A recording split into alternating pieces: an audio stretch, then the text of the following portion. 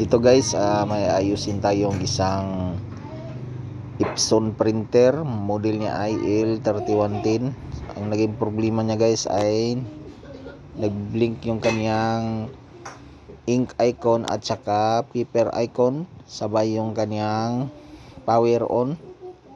So ayan, tignan natin kung anong error niya. So ayan, 01031006. So ito na guys, bali nabuksan na natin siya. So ang naging problema niya guys ay dito sa kaniyang board.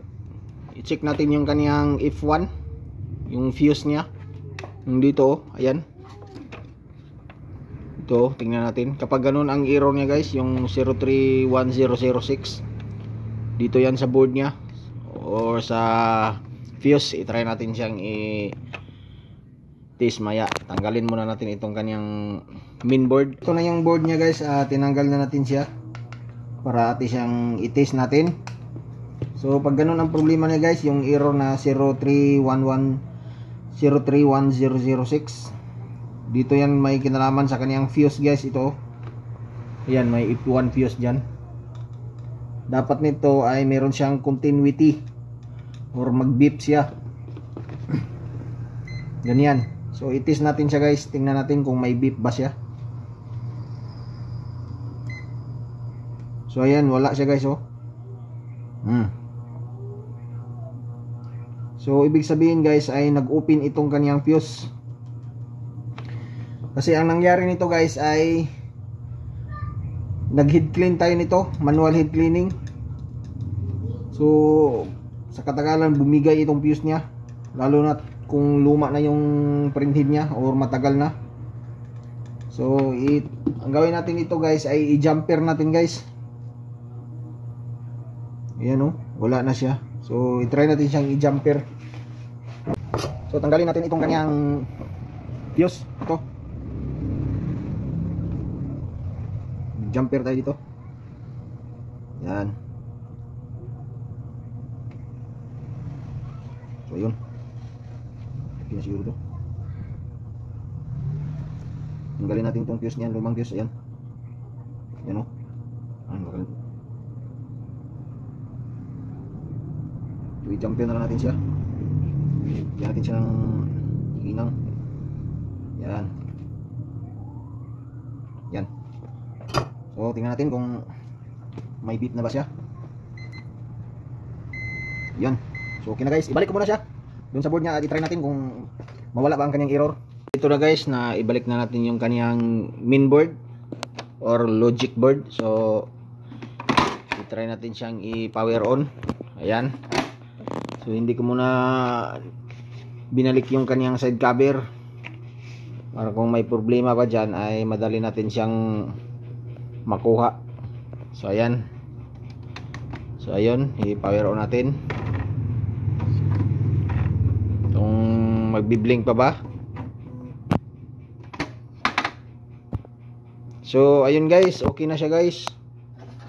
So i-try natin siyang manual head clean.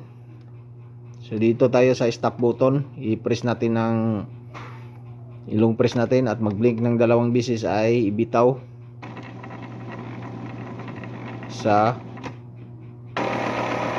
dalawa. Ayun. So tingnan natin kung gumalaw ba ang kaniyang print head. So hintayin na natin siya guys na matapos. So i-try natin siyang i-print. Ayan, gumalaw na ang kaniyang print head. So ibig sabihin guys ay okay na guys, nawala na yung kaniyang error na 031006. Ang ginawa natin ay binypass natin ang kaniyang yung F1, yung fuse niya. Dali ito guys, tinanggal natin yung kaniyang wish ink tank pad kasi puno na ng ink. Pinalitan natin siya ng bago. Ayan. So yun, ibalik ko lang dito ngayon. Nagprint tayo guys, ito yung kinalabasan niya. Ayan, wala siyang magenta, cyan at saka black. So tignan natin yung kanyang damper dito sa loob. Gamitan natin ng sirens isaksyon natin. So ayan yung unang print natin guys oh. So yellow lang meron. Sa pangalawang head clean natin, ito naman ang lumabas. Meron na siyang yellow, magenta at saka cyan, meron na siya pero putol-putol ang kanyang black. So ito, nag-head clean tayo ng mga 10 bisis yata. So i-try natin. So ayan, patayin natin siya at i-manual print natin. Muzzle check.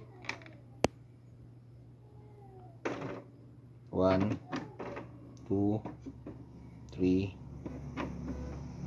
4. Ayan. So tingnan natin kung anong resulta.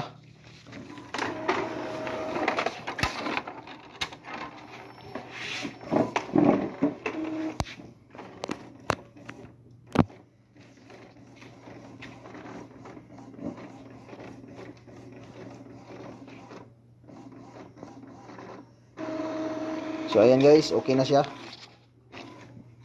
So goods na siya guys. Ayan.